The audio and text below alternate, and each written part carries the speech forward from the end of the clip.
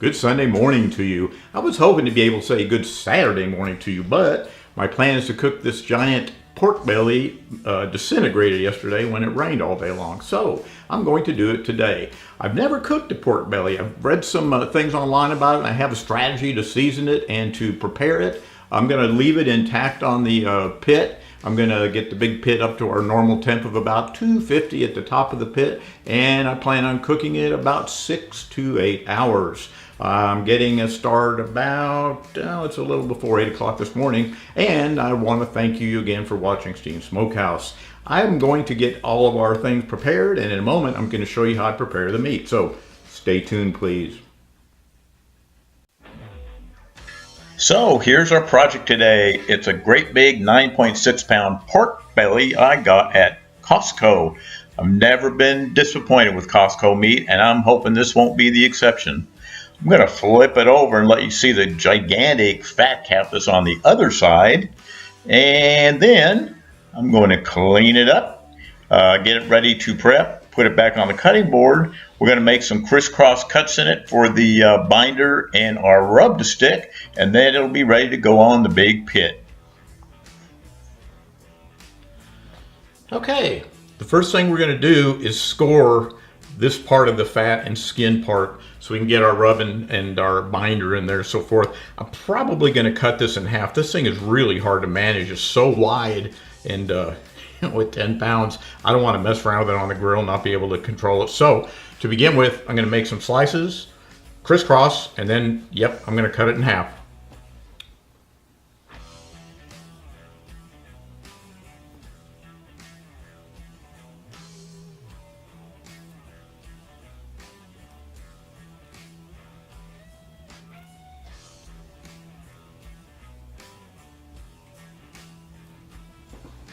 And the other way.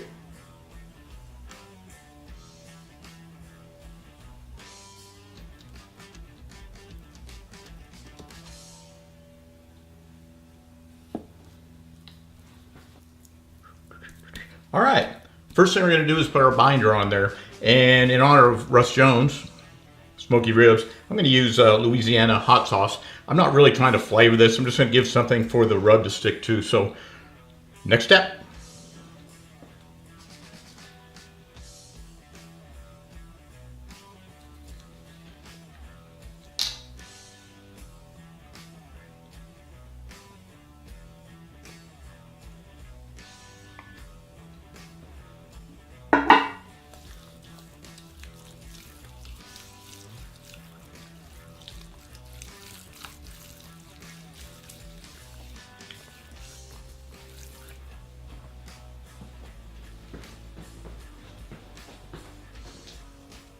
I'm really fond of this Rendezvous famous seasoning. That's what I'm going to use, and that's all I'm going to use. I've already done the other side. I'm going to go ahead and put this on, cut it in half while the grill's getting up to temp. It should only take a few more minutes, and off we go.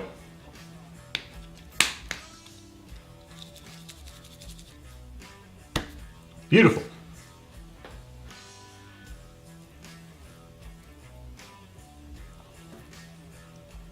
Two nice halves, about 10 inches or so each. That'll make it a lot easier to deal with on the grill. It'd be way too hard to keep turning this over and moving it around because I'm not sure how this is going to cook or how long it's going to cook exactly. I just don't want to make it too hard to manage.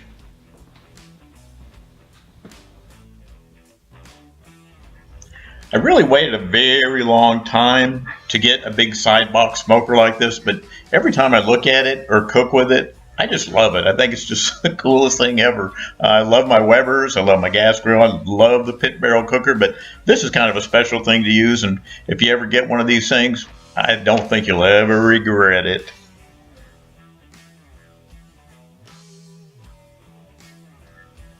Well, our pit is stuck at 250 and it's holding there. This thing works beautifully. The meat is looking great. I'm not going to baste this. I've got a small water pan in there. I think it's got enough inherent moisture and so forth I think I'm just going to leave it alone until it gets done cooking. So anyway, I'll let it roll.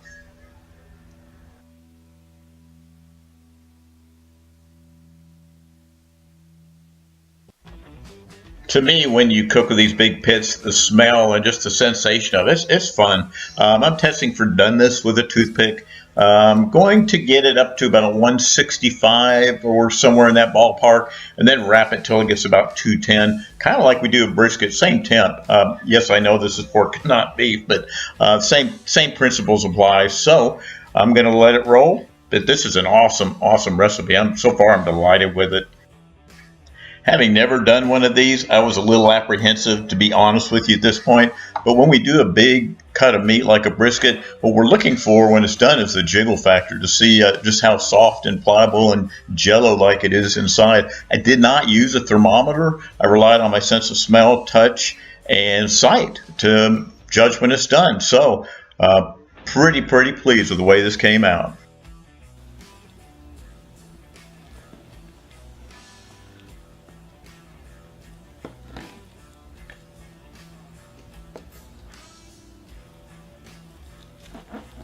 Wow, this is some kind of amazing.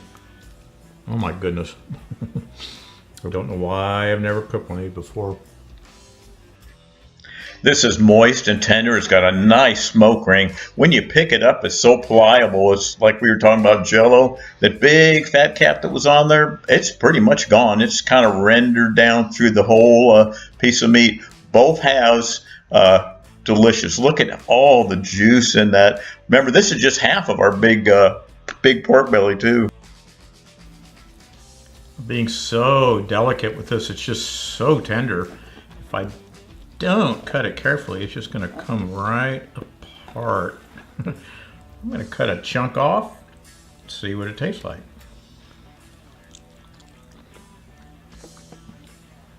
Wow. Oh my goodness gracious, this is so good.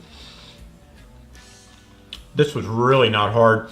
The only thing I put on other than the Rendezvous seasoning was the Louisiana hot sauce, and I only did that so the seasoning would stick to it. This is like butter in your mouth.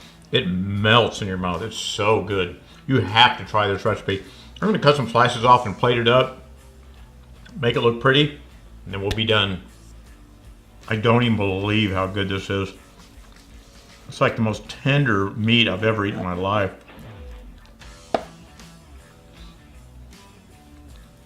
It's nice that a recipe like this comes like just like you want it, and it doesn't require a lot of effort. And that big pit,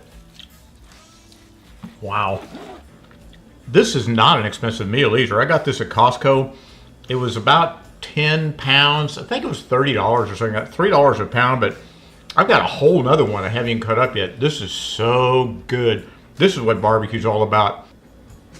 So we've got our succulent pork belly, Texas toast. Of course, we're in Texas. Gotta have Texas toast.